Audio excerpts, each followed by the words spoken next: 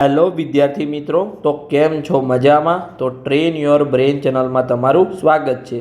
તો આજે આપણે આ વિડીયોમાં કેમેસ્ટ્રી વિષયમાં નીટ 2025માં કયા ચેપ્ટરમાંથી કેટલા પ્રશ્નો આવી શકે છે તેની વાત કરવાના છીએ। તો સૌપ્રથમ તો આપણે જોઈએ કે 3 થી 4 પ્રશ્નોવાળા ચેપ્ટર આપણે જોઈએ કે કયા ચેપ્ટરમાંથી કેટલા પ્રશ્નો આવી શકે છે।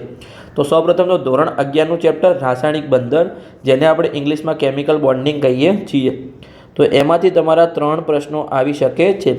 પછી બીજું ચેપ્ટર છે સંતુલન, જેને આપણે ઇક્વિલિબ્રિયમ કહીએ છીએ, જેમાંથી તમારા 4 પ્રશ્નો આવી શકે છે।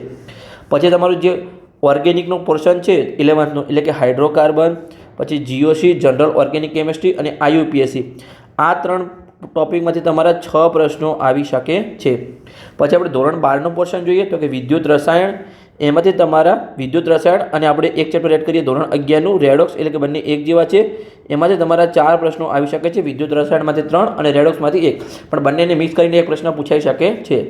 પછી સવર્ગ સંયોજનો કોર્ડિનેશન કમ્પાઉન્ડ, એમાંથી તમારા 3 પ્રશ્નો આવી શકે છે। પછી આપણે જોઈએ પાછળનું જે ધોરણ 12નું ઓર્ગેનિકનું પોર્શન છે, જેમાં 2 ચેપ્ટર છે આલ્ડીહાઇડ, કીટોન, કાર્બોક્સિલિક એસિડ અને આલ્કોહોલ, ફિનોલ, ઇથર, આ બંને ચેપ્ટરમાંથી તમારા ટોટલ 5 પ્રશ્નો આવી શકે છે। બાકીના જે ઓર્ગેનિક ચેપ્ટર છે આગળના પાર્ટમાં આવશે। એટલે કેટલા પ્રશ્નો થયા તમે ગણી શકો છો। અહીંયા 3, 3 ને 4 7, 7 ને 6 13, 13 ને 4 17, 17 ને 3 20, 20 ને 5 25, તો અહીંયા તમારા 25 પ્રશ્નો થયા। 25 પ્રશ્નો એટલે કે કેટલા માર્ક્સ થાય? અહીંયા આપણે લખીએ કે 25 પ્રશ્નો એટલે કે 25 પ્રશ્નો એટલે કે તમારા અહીંયા 100 માર્ક્સ થાય। ખાલી તમારા અહીંયા 8 ચેપ્ટર કરવાથી તમને 100 માર્ક્સ મળશે। અહીંયા આપણે લખી દઈએ કે 8 ચેપ્ટર કરવાથી તમને 100 માર્ક મળશે। કેવી રીતે? તો કે અહીંયા 6 લખ્યા છે, એક આ જીઓસી વાળું ચેપ્ટર અને અહીંયા આલ્કોહોલ, ફિનોલ, ઇથર, ટોટલ તમારે 8 ચેપ્ટર કરશો તમને 100 માર્ક્સ મળી જશે। પછી આગળ આપણે જોઈએ કે 2 થી 3 પ્રશ્નોવાળા ચેપ્ટર આપણે જોઈએ અને કયા ચેપ્ટરમાંથી કેટલા પ્રશ્નો આવી શકે છે તેની આપણે સંપૂર્ણ વાત કરીએ। તો ધોરણ 11નું ચેપ્ટર છે પરમાણુનું બંધારણ, એમાં આપણે જોઈએ એટમવાળું ચેપ્ટર, તો એમાં તમારા 2 પ્રશ્નો આવી શકે છે। પછી પી વિભાગના તત્વો, તો એમાંથી તમારા 3 પ્રશ્નો આવી શકે છે। પછી ધોરણ 12નું પોર્શન જોઈએ, પહેલું ચેપ્ટર છે દ્રાવણો એટલે કે સોલ્યુશન, એમાંથી તમારા 2 પ્રશ્નો આવી શકે છે। પછી રાસાયણિક ગતિકી એટલે કે કેમિકલ કાઇનેટિક્સ, એમાંથી તમારા 2 પ્રશ્નો આવી શકે છે। પછી ડી અને એફ વિભાગના તત્વો એટલે કે ડી એન્ડ એફ એલિમેન્ટ, તેમાંથી તમારા 2 પ્રશ્નો આવી શકે છે।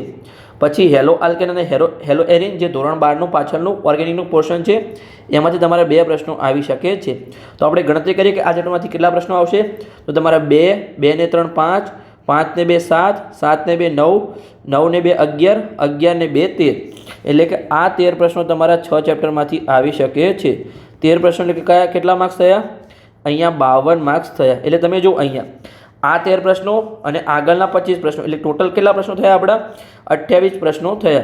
તો 28 પ્રશ્નો એટલે કે કેટલા માર્ક્સ થાય તમારા? અહીંયા 152 માર્ક થાય। હવે તમારા કેટલા ચેપ્ટર કરવાથી તમને 152 માર્ક્સ મળશે?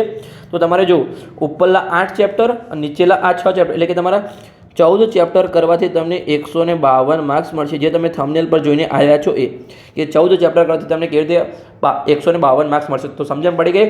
આટલા ચેપ્ટર કરીને તમને 152 માર્ક્સ મળશે। આગળ આપણે જોઈએ કે જેમાંથી 1 થી 2 પ્રશ્નો આવી શકે તેવા આપણે ચેપ્ટર જોઈએ।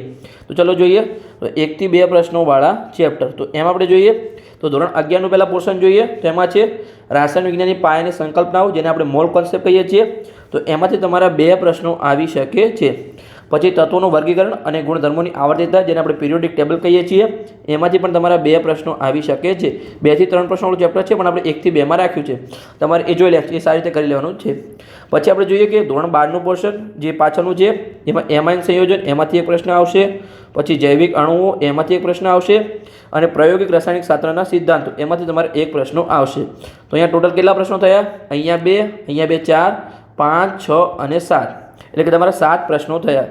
7 પ્રશ્નોને તમારે કેટલા માર્ક્સ થયા? અહીંયા 7 પ્રશ્નો તમારે 28 માર્ક્સ થયા। એટલે કે આગળના 152 અને 8 થયા, એટલે કેટલા થયા? 180 માર્ક્સનું તમારું સંપૂર્ણ કેમિસ્ટ્રી પૂર્ણ થઈ ગયું। આ ચેપ્ટર તમે પાછળ કરી શકો છો અને સૌથી તમારે ઇમ્પોર્ટન્ટ ચેપ્ટર આ તો તમારે ખાસ કરી લેવાનું છે, જેમાંથી 3 થી 4 પ્રશ્નો આવી શકે છે। ખાલી તમારા 8 ચેપ્ટર કરવાથી તમારા 100 માર્ક્સ કવર થઈ જશે અને જો તમે બીજા 6 ચેપ્ટર કરશો તો તમારા ટોટલ 152 માર્ક્સ કેમિસ્ટ્રીમાં કવર થશે। સમજણ પડી ગઈ? તો બસ આવા જ વિડીયો માટે ચેનલને સબસ્ક્રાઈબ કરો અને તમારા મિત્રોને વિડીયો શેર કરો।